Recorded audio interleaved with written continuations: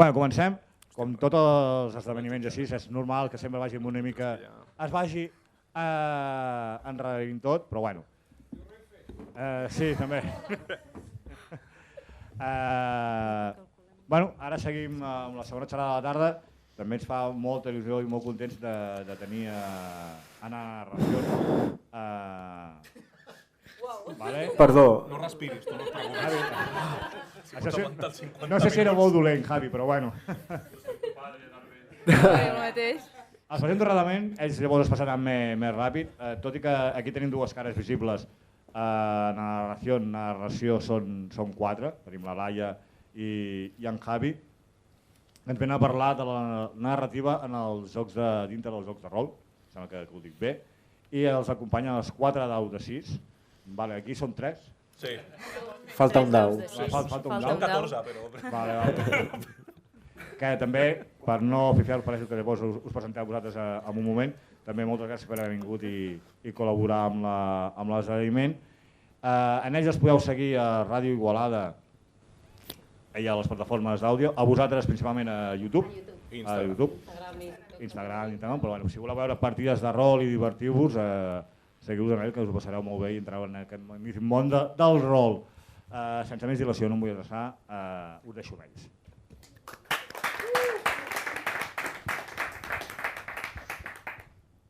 Hola. Hola. Això és la primera vegada que ho fem així,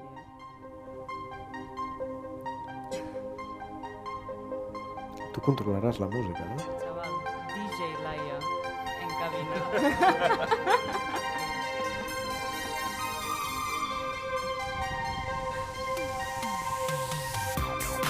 Benvinguts a Narración, un programa de ràdio fet a base de contes i relats il·lustrats. Qui us parlem som el Javi Fernández, que no sóc jo, i la Laia Rubio, que sí que sóc jo i que he dit Narración, però ara és Narració.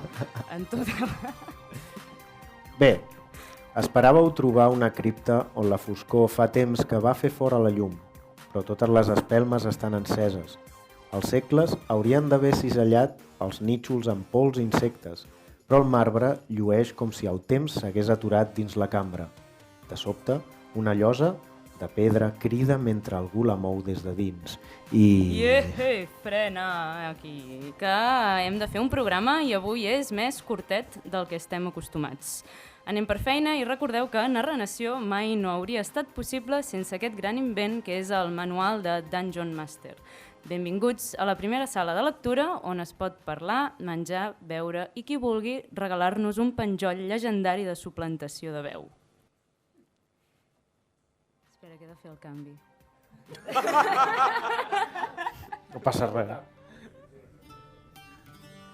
Estem massa ben acostumats amb el tècnic. Sí. Tens a les teves mans la clau del passatemps més excitant del món, els jocs de rol.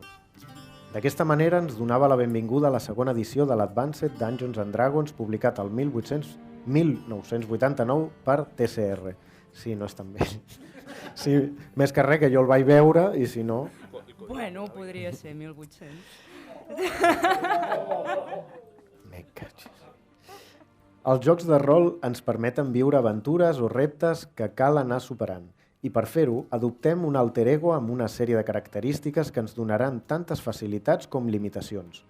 Amb aquestes premisses podem pensar que no és pas tan diferent del nostre dia a dia, però amb unes regles diferents, com el possible ús de màgia o la interacció amb altres races, monstres i objectes màgics o tecnologies. En tot cas, necessitarem una coherència que ens permeti pensar en una solució als reptes proposats. D'això s'encarregarà, per una banda, el joc de rol i les seves regles més cartesianes i de l'altra, una bona narrativa i construcció del món que construiran el director de joc i els mateixos jugadors.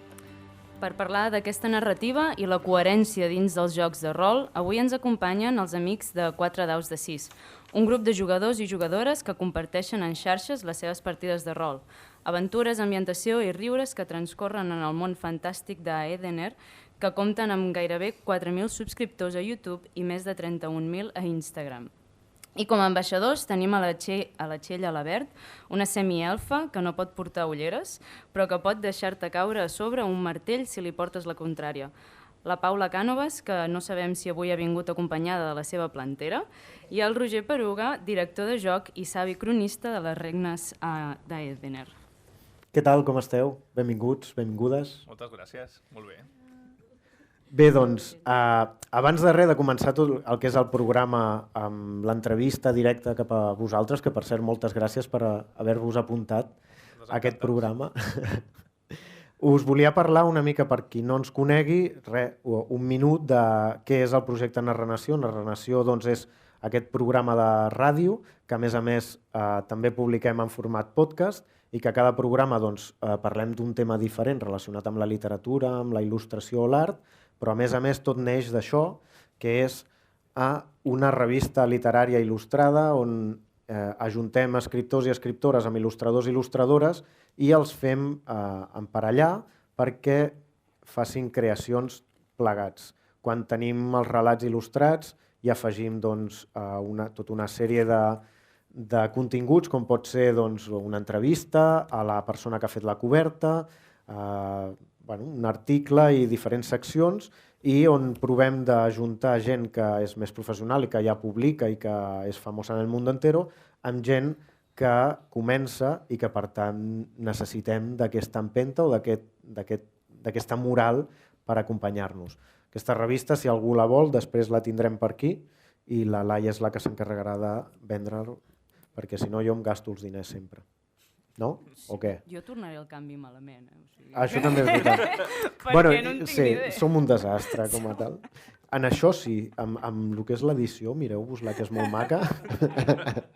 I amb el programa de ràdio, si vols, parlar de que normalment ho fem amb molts col·laboradors, perquè igual que la revista és col·laborativa i tot el que fem amb Narranació és col·laboratiu, el programa de ràdio també ho és.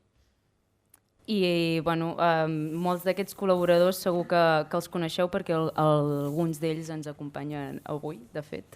Però es basa en diferents seccions.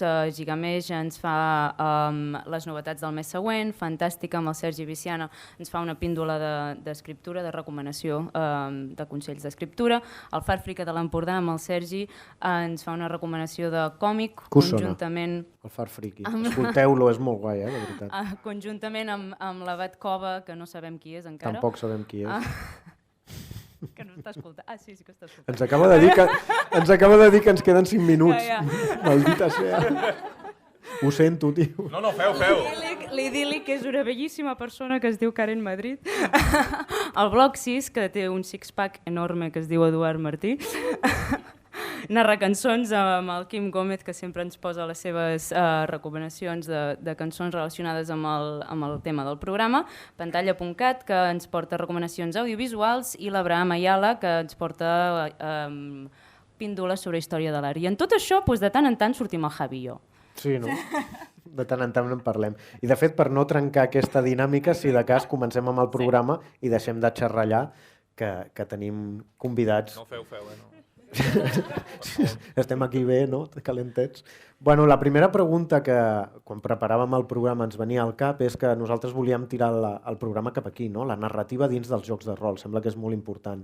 Però la primera pregunta, per situar-nos tots i també els oients, és tots els jocs de rol tenen narrativa o han de ser narratius? O hi ha jocs de rol que prescindeixen de... no sé, llavors que són jocs de taula com... Sí? Vale. Bueno, sí, se sent. A veure, per nosaltres entenem un joc de rol com una eina de... És que és una eina narrativa. És a dir, tu interpretes un personatge, interpretes un escenari, expliques una història, i de tal manera la narrativa és el vehicle per expressar això. És a dir, un joc de rol té en el seu ADN indispensablement la narrativa integrada. Si només parléssim d'un joc de rol sense narrativa, ens imaginem una cosa purament mecànica, normativa, de daus, sense res, és que és realment un joc de taula. Inclús, avui en dia la majoria de jocs de taula tenen un component narratiu perquè al final hi ha una ambientació d'una història, inclús un Catan te'l pots prendre narrativament, en el sentit que cadascú és un senyor feudal que té les seves terres i comercies i ho interpretes i li dones molt més color a una cosa més aviat grisa quan no hi ha una narrativa. Per tant, resumint, sí, la narrativa dintre dels jocs de rol no només és indispensable, sinó que està dintre del mateix concepte. És molt interessant, això perquè ara pensava, per exemple, dic, el joc de taula més simple o amb unes anava a dir normes conegudes, però no, perquè a cada casa es juga diferent, que és el parxís. Bueno. Però fins i tot ve d'una narrativa, no? D'això de menjar-se l'altre, casa, no sé què. Segur que si ens remuntem a l'origen acaba tenint una narrativa o una història al darrere. Clar. Bueno, també que si tu jugues al parxís està bé, però si a més li fots una narrativa darrere i tu mateix amb els teus amics comences a dir, bueno, pues ara hem d'anar això, no? a conquerir l'altra casa, no sé què, sempre jugues una miqueta més a gust. Per tant, potser indispensable no, però que millora tot, potser diria que sí. Sí, el parxís al partir del segon gin tònic ja té una narrativa. Sí que és una manera d'afegir narrativa. Amb tot això heu afegit els daus, no? Llavors, clar, els daus serien una mica l'equivalent a l'aleatorietat de la vida i per vosaltres, quin tipus de partida us agrada més? La que és 100% amb daus, que llavors és potser 100% aleatòria, o preferiu 100% narrativa? O 50-50, que se diu ara, els joves. Bueno, doncs com no es decideixen elles. Els joves no diuen 50-50, diuen una cosa que fa més ràbia, sí, exacte. Els joves diem coses que... Sí. A veure,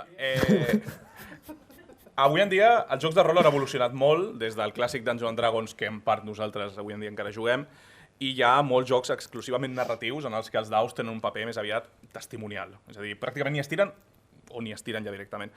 La cosa és que per nosaltres, o almenys per mi, no sé elles, però jo, per mi, com tota la vida, en el terme mig està la virtut. Llavors, una combinació d'un punt de l'aleatorietat que et donen els daus, on inclús el propi Dungeon Master sap per on aniran les coses, li dona un punt no només excitant de la desconeixença, sinó també de la realitat. La vida és aleatòria, la vida té moments que no esperes, situacions a les que t'has d'adaptar, i si tot està guionitzat, ja no dic pels jugadors, que òbviament és més avorrit, però inclús pel màster es fa més tediós. Jo, per exemple, mai jugo en pantalla de màster, perquè no m'agrada camuflar les tirades i perquè m'agrada que tot sigui transparent i perquè moltes vegades la vida et porta per camins quan treus una pífia a un crític que no havies esperat i t'has d'adaptar i et fots. Però a la vegada que hi hagi una història, una narrativa, un guió, perquè en els jocs de rol el guió és algú que s'ha d'agafar amb moltes cometes i s'ha de tenir com a creador de guió, com a Dungeon Master, molt poc ego, perquè ràpidament t'ho destrueixen els jugadors, i si no, que ho diguin elles, o qualsevol que ha jugat a rol alguna vegada, doncs és una sana combinació entre daus i una bona història, que els jugadors construeixen també a la partida. Això, vull dir, és interessant, però ens ho està explicant el que normalment fa de Dungeon Master, i ens vol com ho veuen ens vol convèncer, ho veuen així. Tireu un dau, a veure com ho veieu. No teniu sindicat, No...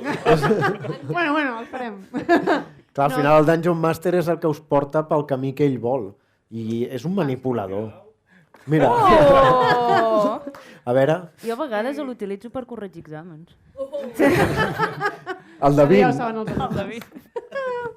No, jo crec que és molt més interessant aquest mix. Quan només hi ha narrativa, hi ha jocs que sí que només es dediquen a la narrativa. És interessant, potser dona una llibertat creativa, però és això, no? L'aleatorietat de la vida, no? Tu t'acurres una escena on el teu personatge està decidint donar una voltereta triple per aterritzar sobre l'enemic i treus la pífia, llavors és molt més interessant a nivell narratiu, no? Jo trobo que dona un puntet divertit i al contrari, que potser intentes fer alguna cosa, treus el vin natural i escena impecable. No sé, a mi em sembla molt més divertit. Clar, però per exemple, Paula, també pot ser que passi al contrari, no? Que portis una campanya de 8 mesos o un any jugant i que per culpa d'alguna cosa aquell personatge mori, per exemple. No fer servir pantalla, no sé si coneixeu tots els jocs de rol, però el màster sovint es posa una pantalla per amagar precisament aquestes tirades i tenir el control de tot. I a veure si se salva i no se salva, però dius, ui, sí, por los pelos. Havia un bonic... No? I tu no fas servir això, llavors quan perds un personatge amb el que t'has encarinyat tant... No, de fet, i això ens ha passat en algun moment que s'ha descontrolat la narrativa precisament i les conseqüències dels jugadors ens han portat a quasi un total party kill i la vam assumir com bonament vam poder, però també perquè... Con odio. Hacia el màster. Estones, no direm que no. No, perquè a més, clar, no és només... I el mateix et dic, també, l'aleatorietat dels daus és el que té i és el que també li dona interès. Si jo sé que el meu personatge no morirà perquè la narrativa o el màster no deixarà que mori, jo em puc flipar moltíssim amb el meu personatge i al final a mi m'agrada aquest realisme de, espera, que em poden sortir les coses molt malament i pot acabar tot fatal. Per tant, potser no faré una voltereta triple, sinó que saltaré una miqueta que si em caic no em faré tant de mal. Llavors, jo també sóc partidària del tema d'aus, d'aquest component aleatori. A més, tots som una mica... A tots ens agrada això de a veure si tinc sort o no, aquest dau està trucat... Fomentant la ludopatia. Exacte. Tots som ludòpates, no em sortia la paraula. Tots som una mica ludòpates... Llavors surten aquestes coses, no?, de fer servir un dau i com no et surtin bones tirades, a la tercera canvies el dau i dius no, és que aquell no és el meu prefe, és que tal, el castigues... A la tercera no? A la segona. Jo tinc un amic que té una cadireta per castigar els daus que van malament. Sí, I els posa a la cadireta amb el barretet de burro, perquè... O gent que tira 20 daus de 20 abans de començar la partida i només aquells que han tret un 20 o bona tirada se'ls queda. De fet, és el que anava a comentar, tenim una companya que ho fa sempre. Abans de començar, agafa tots els seus daus de 20, els tira i en tria 4. Bueno, això és estadística, al final això es fa als col·les també, no? Bueno, però els 20 els has cremat. No sé si és estadística, això. Superxiria. Deixeu-me defensar-vos d'alguna manera, perquè clar, si no... Jo estic atrapada amb la imatge d'un dau en una cadira castigada cara a la paret. Estic atrapada en aquella imatge. I en aquest sentit, i tornant una miqueta al tema del podcast, que és la narrativa dins dels jocs de rol, vosaltres com a experts, hi ha jocs de rol que neixen a partir d'una creació de món, una coherència que ja existeix, no? Per exemple, el Senyor dels Anells té tota una cosmologia, té animals, una construcció de món i unes regles, i neix el joc de rol. Però després hi ha jocs de rols que són inèdits, que neix primer el joc de rol i a partir d'ell es va creant tot el món al voltant. Aquí hem hagut dues preguntes. Una és quina us sembla, si és que alguna es pot escollir, quina us sembla més interessant, i l'altra és si aquesta construcció de món d'aquest joc inèdit és divertida o no, en el sentit que es construeix també amb el joc dels personatges i dels jugadors, que no és només responsabilitat d'un autor o d'un Dungeon Master. A veure, responent a la primera, és a dir, al final, si deixem el tema de com s'optimitza a nivell de normes aquest nou món, tipus Senyor dels Anells, o ara que està molt de moda el Cosmere, de Brandon Sanderson, que s'està fent el joc de rol, més enllà de la part normativa, un món ben fundat, de qualsevol tipus de gènere, ja sigui literatura, pel·lícules, el que sigui, ja té una narrativa ben estructurada que es pot adaptar tranquil·lament al rol, perquè el rol és narrativa. Al final tu pots crear una història en qualsevol món ben desenvolupat, sigui el Senyor dels Anells, sigui el món de Mistborn, sigui el món de Harry Potter, One Piece, el que et doni la gana. Això depèn del teu màster i de la capacitat que tens per crear històries. Per tant, no crec que hi hagi un món millor o pitjor. Pot haver-hi unes normes més farragoses, un concepte que agradi més o menys a la taula, però crec que no hi ha diferència a nivell del que pots gaudir. Després, la següent pregunta. Òbviament, crear un món de zero, i ja no un món fet per D&D com és Reinos Olvidados, per exemple, que és el del Gary Gygax, que és el món que es va impulsar a través del D&D i és el arquetípic, el que totes les aventures dels manuals jugues. Sinó crear un món com el d'Erdener, on hem jugat nosaltres des de fa 7 anys, bueno, més, però 7 anys serialitzant-lo a YouTube, ho creen els jugadors. Les primeres partides d'Erdener jugaven en una ciutat, en un poble, i no hi havia pràcticament res més, hi havia 4 pinzellades. A través de moltes partides, de moltes decisions, de molts personatges, li dones color i el vas fent créixer. I són les aventures que creixen al joc de rol, i això, opinió personal, molt millor que agafar un món prefet. És molt més satisfactori, tant pel màster com pels jugadors, construir junts un món a través de les partides. Com a curiositat, com li dieu això? Li poseu algun nom o no quan és un món creat per vosaltres mateixos? I no és Dragonlance o Reinos Olvidados? Sempre ha sigut Arden. Bueno, homebrew, no? És el terme en anglès. Com li dieu? Homebrew, que és cuinat a casa, no? Que és teu, bàsicament. Val. Jo quan jugava, quan era jove, allà al segle XVI, li dèiem Free Wall. Ah, mira. Sí, no cal que facis com que està bé, és... No. Uau! Uau, que original. Jo què sé. Sí. No sé quina reacció esperaves de mi. No cap. De fet, Jo ja he acabat el programa. Me'n vull anar amb una pregunta que em toca bastant de prop, perquè hi ha bastants estudis, o inclús jo moltes vegades utilitzo a les classes, no? Que és el teatre o el roleplay, no? Més a petita escala, i hi ha molta gent que el defensa, no? I sobretot a les classes de secundària. Moltes vegades potser és una manera d'empatitzar amb l'altra persona, no? Posar-te en la pell de l'altre. I com veieu l'ús dels jocs de rol i si potser els heu utilitzat amb adolescents o amb nens? I creieu que és una bona eina de docència? 100% sí. O sigui, jo soc professora a secundària i els he utilitzat tant, inclús per reforçar conceptes, o sigui, tenia un escape room matemàtic on ells havien de ser caçadors de zombis, que és el rol més bàsic, però és un rol, i eren tots la mateixa persona i havien de... O sigui, realment, també els he fet a classes de matemàtiques, també els he fet quan feien probabilitat, que em miressin si els meus daus estaven equilibrats o no estaven equilibrats, els van tirar 300 vegades, van veure que sí. Per tant, és un recurs que també utilitzo a taula i dic no, estan equilibrats, els han provat els meus alumnes, no faig trampa. Tota la classe tirant daus. Avalat. I tu al final de mes cobres igual. Exacte. Però no, el que dèiem abans, vas escollir els que més vins havien tret. Clar. Bueno, jo és que tinc els meus daus per cada personatge que jugo, i si em canvio de personatge m'he de canviar els daus, perquè si no, no funcionen bé. És que no funcionen. No funcionen. Això és així, és veritat. Però bueno, que me'n vaig per les branques. Però jo crec que sí, que és una eina, perquè a més els hi permet als alumnes, sobretot en adolescents, que estan en aquella època on no saben ben bé el que volen, no saben ben bé el que senten, posar-se en la pell d'un personatge que no són ells, per res són ells, i provar com interaccionar amb altres personatges que tampoc són els altres i que veure les conseqüències que això tindria.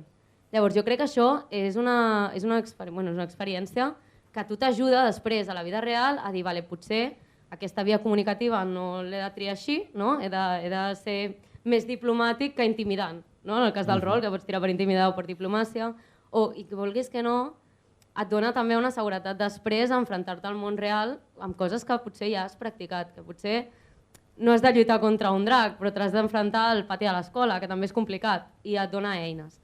De fet, aquí sí que potser et passo la paraula a tu, perquè també tenim... O sigui, hem fet més xerrades i més coses en relació. Fa cosa d'uns anys, de fet, vam fer una xerrada dels jocs de rol com a eina terapèutica. O sigui, jo treballo de metge i bàsicament als Estats Units avui en dia està molt... Tires daus o no? Contra els pacients. Però bueno... bàsicament als Estats Units... Perdó, és que podria pagar molt per la meva especialitat mèdica, però em curaré, doctor, espera. No. Però és que jo veig... Bueno, da igual. Després ho parlem. Jo veig morts, però da igual, no passa res. Soc un bon metge per això, però... Bueno... Perdó, que me lío. En qualsevol cas, bàsicament, que als Estats Units està molt institucionalitzat que es faci servir el rol com eina terapèutica no només a escoles, que també, sinó amb nanos, especialment que tenen trastorns neurodivergents, tipus TDA, autisme i trastorns de la personalitat i el desenvolupament. I hi ha moltes clíniques especialitzades que tenen el rol com una eina diagnòstica provada i a més certificada a través d'estudis científics. Però no només això, sinó que també a presons es fa molt als Estats Units, cosa que a poc, crec que hi ha una presó aquí a Espanya que ho està començant a fer, que bàsicament per pacients que porten molt de temps adaptats a la presó i per tant sortir a fora és sortir a un món diferent, aprendre a tenir aquestes habilitats socials, que és del que es basa el rol, bàsicament, de no entrar a una taverna i tallar-li el cap a algú. Es basa en dialogar, en parlar, en saber gestionar les emocions i, per tant, és una eina fantàstica. Tothom que hagi jugat a rol, que suposo és el 99% d'aquesta sala, doncs... Això ho podríem preguntar. Qui ha jugat a rol? Que aixequi la mà. Bueno, pràcticament. Doncs això, que és una eina tant per nanos com per gent amb necessitats socials o dificultats d'adaptació, és de lo millor que hi ha. Fins i tot per interrelacionar-se, no? Inclús amb gent que no t'haguessis relacionat mai, veure que tens punts de connexió i tal. I retornant amb això de la narrativa, creieu que amb els jocs de rol, o veieu vosaltres que heu viscut des no? Que heu vist o coneixeu almenys els clàssics i les últimes versions dels jocs, heu vist una evolució en el sentit de necessitat per part del jugador, i m'explico. Inicialment era tot com molt arquetip, no? Hi havia, per exemple, les alineacions eren els bons i els dolents. Hi havia el guerrer, que era el garrulo, que em poso tot a força i constitució i rea sabidoria i intel·ligència. El mag, al contrari, l'altre, no? I ja està, i tu portaves allò i ja està. En canvi, després amb els jocs han anat apareixent necessitats que després han estat traslladades a les regles, com d'especialitzacions i matisos, i és perquè nosaltres, com a lectors, consumidors de pel·lícules, de sèries, necessitem això, o com ho veieu? Sí? Si vols tu... Si no, fa... Vale. Joder, em sap greu. A veure, aquí hi ha una mica de paradoxa en aquest sentit, perquè nosaltres, per començar, toquem sobretot D&D, i és el que més coneixem, però sí que és cert que en el cas de D&D, l'evolució del joc ha anat cap a una simplificació, entre cometes, arrel de trobar una mica més de públic, de generar una pesca de rastre, que molta més gent entri dins de rol al fer-ho més accessible i més fàcil. Però a la vegada hi ha hagut una explosió de rol, el rol està de moda, hi ha mil sistemes nous, 1000 adaptacions noves i 1000 maneres noves de jugar que s'adapten a qualsevol interès particular. És a dir, no només de gènere, pots trobar rol de One Piece o del que et doni la gana, coses bizarres que mai haguéssim pensat que podien existir, sinó a nivell de normativa, de jocs que juguen amb 0 daus, jocs que juguen de manera col·laborativa entre el màster i el jugador i junts creant el que farà el personatge, 1000 versions narratives diferents que li donen molt de color i varietat. Però a la vegada tinc la sensació que aquesta especialització tan concreta, de la que tu parles, ha anat en retrocés a tant en quant s'ha fet més simple perquè sigui més obert. Abans, 3.5, el que nosaltres juguem és molt números, molt de classe que necessita aquest prerequisit o aquesta dote, això s'ha d'agafar així, pràcticament has de treure't un doctorat per fer-te una classe de prestigio. Això, precisament perquè no hagis d'estudiar com si fos una oposició per fer-te un personatge, s'ha, i ho poso entre cometes, simplificat, però realment no, perquè vivim en l'època dorada del rol. Per tant, hi ha de tot per tothom i hi ha una varietat enorme, que és molt guai, perquè sempre hi ha un joc de rol per tu, avui en dia. Abans... I a més, és això, no? Al principi existia un joc de rol que era el guerrer, el mag, i el clergue i el pícaro, i ja està. I ara, com que n'existeixen tants, també aquesta necessitat de anem a afinar una miqueta més o anem a posar-li més variació al personatge o que no només siguin les 4 classes arquetípiques, que a més això, no? El guerrer ha de ser tonto o el pícar ha de ser dolent o superintel·ligent. Llavors jo crec que això també respon a la mateixa societat. Nosaltres ens hem obert molt més a la fantasia en general, no? Que fa uns anys, i coneixem moltes més versions que pues, no, el típic fort tonto, l'empollón superintel·ligent però que no es pot relacionar. Llavors jo crec que sí que evoluciona una mica amb nosaltres. Que jo puc haver estudiat molt i puc ser una persona que es relaciona moltíssim, o puc haver estudiat poc però ser molt nyicris també. Llavors crec que sí. I tu, Txell, creus que està relacionat també amb un tema que té a veure amb els referents que tenim? O sigui, els referents que teníem nosaltres... Jo sóc molt jove, extremadament jove, però jo als 80, pel que sigui, ja existia. Que ho repeteixis tant no vol dir que... Saps? Vull dir, com que més ho repeteixis, no... A més, m'ho diu a mi. Baixeu-li el micro. No, doncs, clar, a mi si em deies, quan jo vaig començar a jugar a rol i em deies em faré un guerrer, un bàrbar, solo hay uno. Bueno, n'hi ha més, però és Conan. Si em faig un hechicero, doncs hi havia, jo què sé, els dels llibres de la Dragonlance i no sé què, o Merlí. En canvi, ara, clar, tens un ventall de personatges a escollir que potser també és positiu, no? Jo de fet estic una mica d'acord amb en Roger. Crec que, tot i que és veritat que diem que des que es va crear Dragones i Mazmorres es va anar com pujant el nivell de tipus de personatge, amb 3.5, que va ser un tipus de sistema que donava molta variabilitat. Sí que penso que hi ha hagut com un petit retroceso, ja tant com per introduir noves generacions, com perquè crec que ens abrumem una mica ràpid nosaltres, podria dir. Nosaltres, perdoneu, jo tinc 25 anys, no... No, m'estàs fent... La generació... M'estàs fent fora del teu grup, però no passa res. No, fer fora no, el rol acull a tothom. Però... El rol A les mòmies, també. No, això no hechizo de expulsar no muertos. No, però sí que penso que el Dragones i Mazmorres, sobretot, no connecten altres sistemes, però crec que s'està fent més senzill, perquè sigui més abarcable i a la vegada no tan abrumador per potser una generació que... no, la generació de sobreinformació, que a la vegada no la sabem gestionar.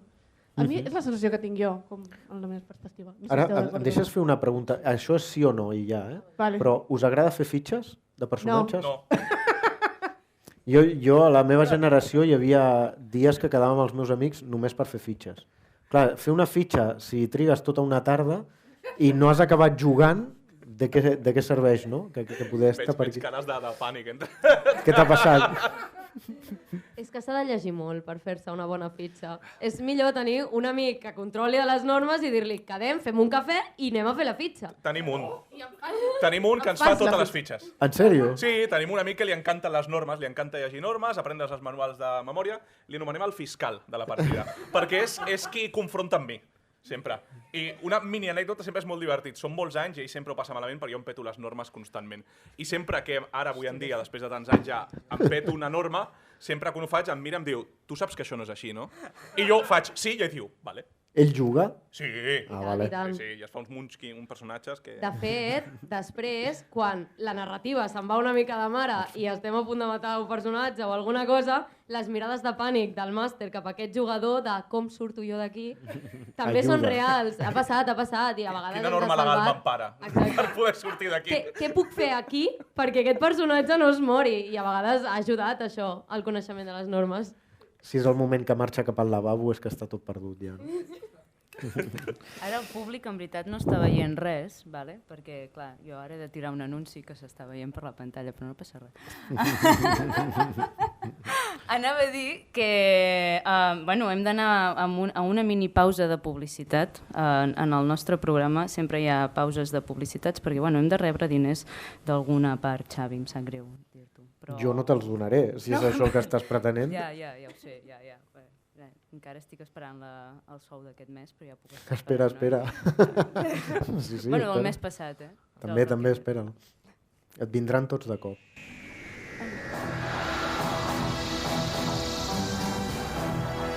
Nou UFO Gossip 72. No t'ha passat mai que vols espiar les converses dels teus veïns extraterrestres i no els entens? Quina ràbia, oi? Ara ja no és un problema amb el mòdul de traducció simultània de l'UFO Gossip 72. Em dic Manel. Sap vostè si per aquí vaig bé per anar a Solsona? He trobat un control a Ceres i m'han fet agafar una circunvalació passant per Júpiter. Ospes. Sistema indetectable, no connectat a la xarxa, garantitzat per Douglas Adams Corporation.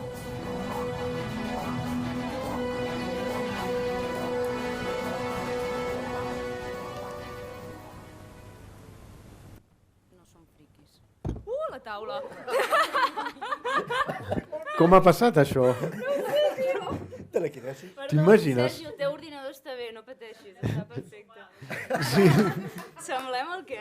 L'últim sopar. L'últim sopar. Qui fa de Jesucrist pillarà catxo. El del mig. Sí. Bé, doncs... No, perdoni vostè, som nosaltres Som nosaltres dos, però la meitat de cadascun de nosaltres. Ai, no em beguis les respostes. Doncs, nosaltres durant el programa anem tirant silenci, si us plau. Durant el programa anem tirant anuncis anuncis inventats, de vegades, no, sempre. No, sempre Sí, i falques i coses per dividir els blocs. Llavors aquí hem volgut fer-ho també perquè ara entra el bloc 6, que des de tota la vida s'ha dit així, tota la vida vol dir fa 2 mesos, i que ens el porta l'Eduard Martí, col·laborador habitual de Narranació, i que ens porta al simpòsium del programa. No tinc ni idea del que porto. Perquè Això es pot moure, eh? Ala. Es diu micròfon. Gràcies. Jo portava preparades unes coses que eren anècdotes de les narratives de joc de rol i ara farem una cosa diferent, que és intentar establir un un tema de conversa sobre narratives. Cosa de la que et vam avisar fa setmanes, o sigui, ara no facis com si fos sorpresa, eh? O sigui, no, mira, tot això està preparat d'anècdotes. Res, fora. Què posa ChatGPT? No posa ChatGPT. No és de ChatGPT. Bueno, en tot cas, en principi, el tema que m'agradaria que en parléssim, o en parléssiu, o ens parléssim, seria que el Dungeons and Dragons, precisament, ja té més de 50 anys, té 52, va començar el 74. No m'està agradant aquest programa. Ell ja tenia uns 20 anys. I tu? Jo Sí, ja sona. I va començar una sèrie d'instruccions. Sí que és veritat que hi ha diversos tipus d'instruccions, però el que és divertit d'entre la resta dels jocs, que només són un joc d'instruccions com el Carcassonne o el Risk o el Monopoly, és que el Dungeons and Dragons ja té els updates cada cop que es juga. És a dir, sempre s'està innovant i la innovació sempre la porten tant el Dungeon Master, perquè les aventures que posa poden estar fetes exactament per aquell context històric, per aquell context del moment. És a dir, ara pot ser que hi hagin temàtiques LGTBI o temàtiques polítiques o antifeixistes o el que sigui, que potser als anys 80 era impensable barrejar un món de fantasia amb temes actuals. Llavors, això jo crec que és el que ha fet sobreviure i que farà sobreviure els Dungeons and Dragons o els jocs de rol a tota la resta de jocs. Esteu d'acord? És el Dungeon Master i els convidats els que fan que cada partida sigui totalment diferent? Sí. Gràcies. Fins aquí el bloc 6. Sempre interessant. Gràcies. No, a veure... Sí, joder, el monotemàtic jo. Bueno, a veure, bàsicament, òbviament, sí, és que saps què passa? Que els jocs de rol neixen d'un Dungeon Master que crea una història i uns jugadors que la juguen i la juguen en el present del seu moment, com no pot ser d'una altra manera. Per tant, les històries que tu expliques sempre tindran caires del moment en el que ens trobem. I això és molt guai perquè ens permet adaptar les històries inclús més viejunes, parlem, jo què sé, Castillo hacia Ravenloft o aventures de segona edició, parlem del Paleolítico, pues, també tenim un amic més gran i sempre li fem conyes. Per què m'estàs... A veure... És que tinc una... Bueno, igual. És que hi ha un del grup que té... Bueno, en fi. Total, que... Censurar. No inicies l'anècdota, s'ha d'acabar. Que hi ha un senyor molt gran al nostre grup i sempre li fem bromes. No és molt gran. Té 47 anys. Sí. M'estic sentint molt malament. Perdó, després d'aquesta ofensa, que sí, que és que ofendre és la meva segona feina. No. No, és... El que volia dir el Roger és que... Sabeu que no tornareu a casa, perquè, a veure, fixeu-vos una mica, també. Ja, terrible. El que volia dir el Roger és que en el rol... T'estan fent fotos i tot per després matxacar-te. Era ell o no? Sí, és ell. No. Englobem, o sigui, tenim gent des de 25 anys fins a, bueno, en aquest cas 47, però que en podríem tenir fins a més perquè el rol no té edat. Això és el que volia dir el Roger. Bravo. A diferència del Javi. Que sí. Correcte. Tinc dues edats. La tercera edat de los hombres és por mi. Però bueno, que això, que sí, que òbviament que el rol s'adapta a les circumstàncies, al narrador i als jugadors, i que es poden tocar tots els temes actuals, i és el que mola, que pots adaptar això, històries molt antigues a problemàtiques d'avui en dia. Pues això, tractar temes com l'auge de l'ultraderecha o els drets LGTBIQ+. De fet, a les noves edicions de D&D s'han tret per primer cop les característiques obligatòries segons la raça que t'agafes, el qual és una cosa també per intentar desvincular certs conceptes com el orco és fuerte i tonto, l'elf és llest i àgil, el gnome és petit, nyicris, però molt intel·ligent, saps? Aquest tipus d'estigmes que, en certa manera, tampoc són potser superdolents perquè estem parlant de coses de fantasia, però que d'alguna manera t'encasillen i que si tu vols fer un homo fuerte, caballero, bàrbaro, pues te'l pots fer sense tenir penalitzadors matemàtics que fan que, si tens mínima sang bunchkinera, no t'ho agafis en primera instància, perquè et jugues pitjor, perquè els números no t'afavoreixen. Llavors, que sí, que està molt guai, que jo crec que també sobreviurà molts anys el D&D. Jo vull puntualitzar que, tot i que, òbviament, en l'època en què es va crear no es parlava de persones homosexuals o persones trans o no binaris, Però després, Dragons i Mazmorres et presenta races com els Changeling, que literalment són éssers que es pot convertir en el que els doni la gana, tant homes, mujeres o qualsevol raza. Entonces, vull dir que ja des del principi, encara que potser ells no volguessin, Dragons i Mazmorres era un joc molt lliure i que ja ho donava per si. No, Clar, no ha costat gaire canviar-ho. Això que dius ho trobo molt interessant perquè quan tu ho estaves explicant sí que jo sempre he tingut la sensació de que el món del rol sempre s'ha costat, igual ara estic dient una tonteria, però s'ha costat gent que és culturalment inquieta. Això què vol dir? Que és gent que, per exemple, no sé, ara penso en la Màscara de la foscor d'Ursula K. Le Guin, que està escrit als anys 60 i pico, i ja parlava d'aquesta ambigüetat de sexes i que no havia d'haver un femení i un masculí. Per tant, el joc de rol apareix als 70 i pico i no és una cosa que no existís. I la gent que jugava a rol ja era gent que poder sí que se sentia una mica fora d'una societat superestereotipada.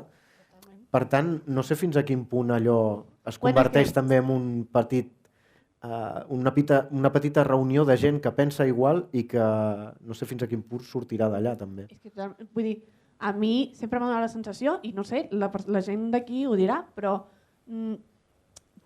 quan vau començar rol o us heu ajuntat al rol, potser perquè segurament o sou persones neurodivergents o sou persones del col·lectiu o necessitàveu un racó, i a mi sempre m'ha donat la sensació de que la gent que juga a rol normalment és part d'un d'aquests grups que som marginats i que ens ajuntem perquè ens dona llibertat de ser qui som.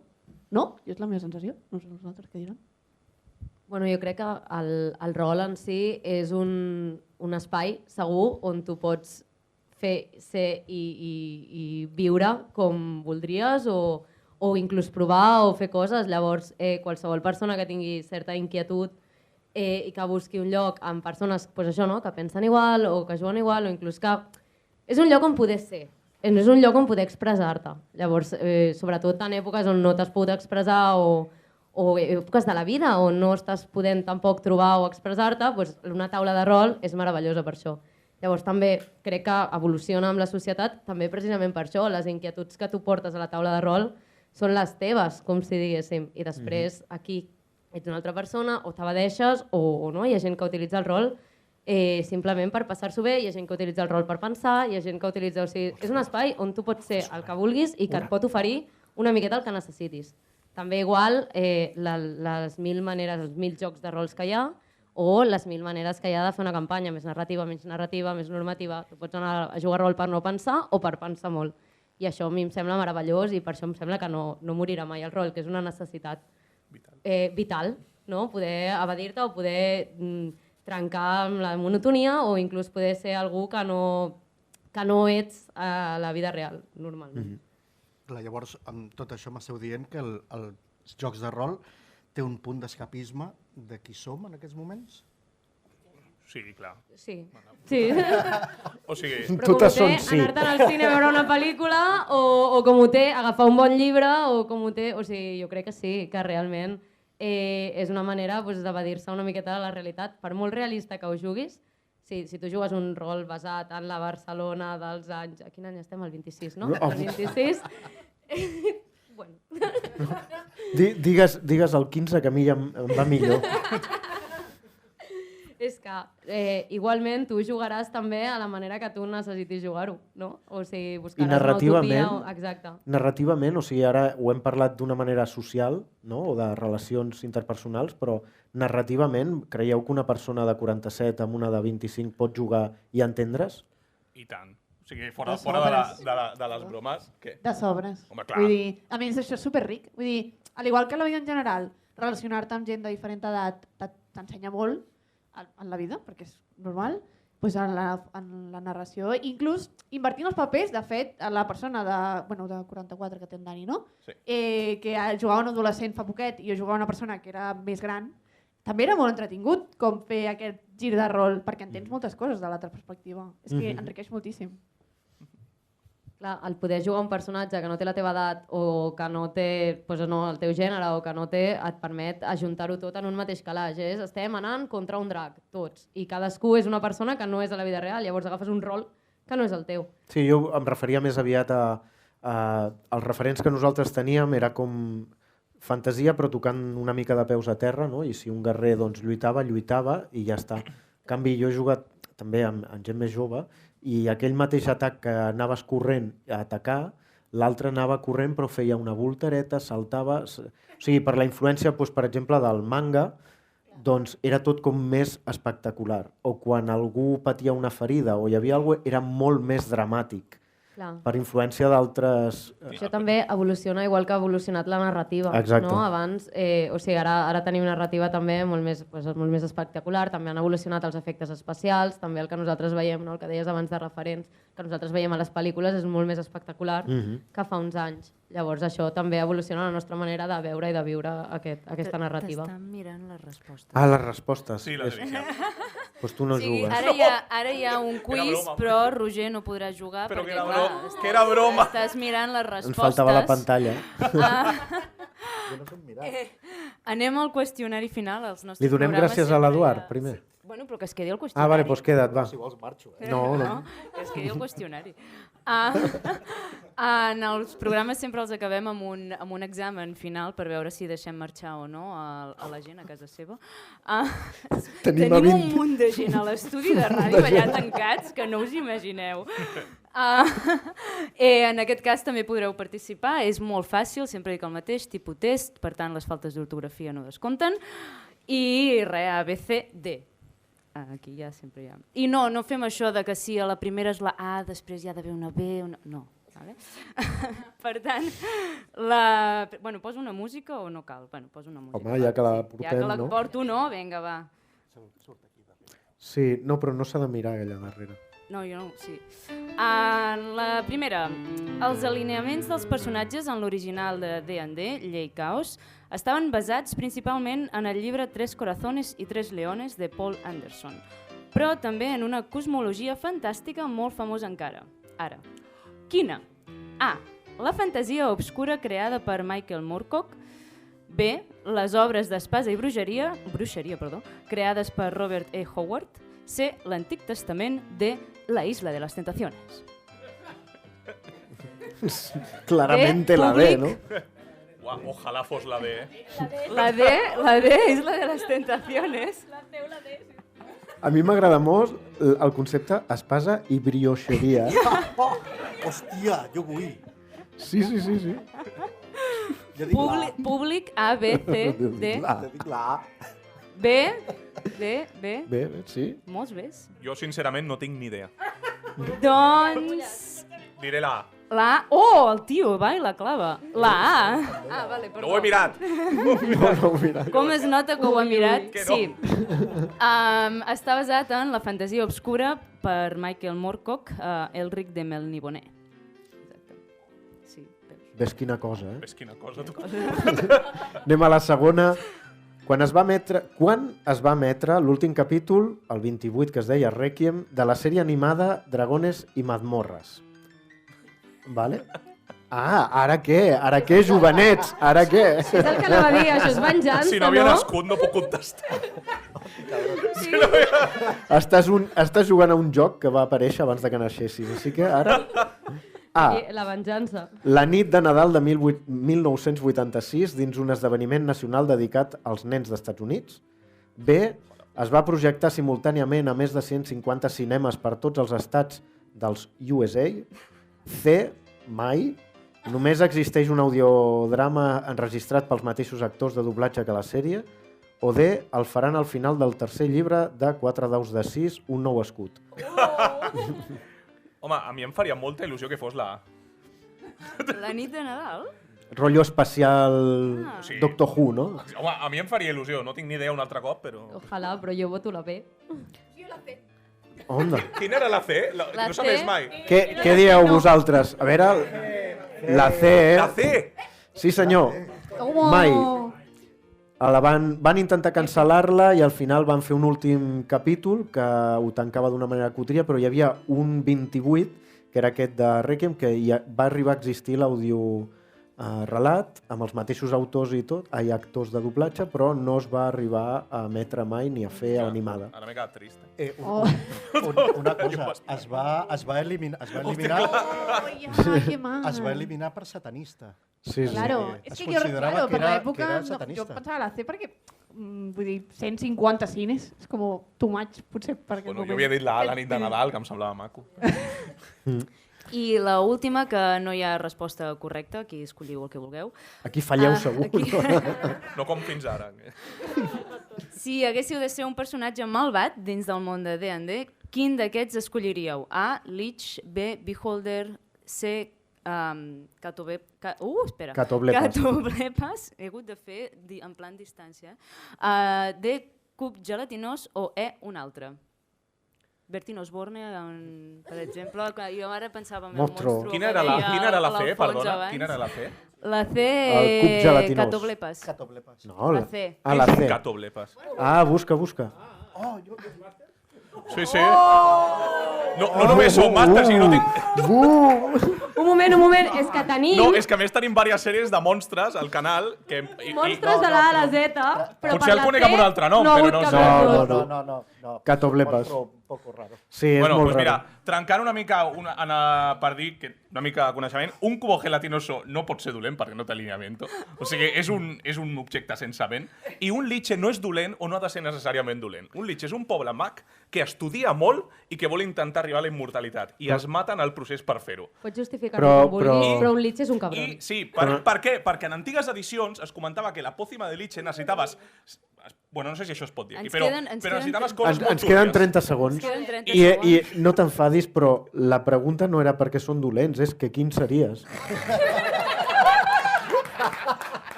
Havia entès que quin era És dolent. una vegada, Roger.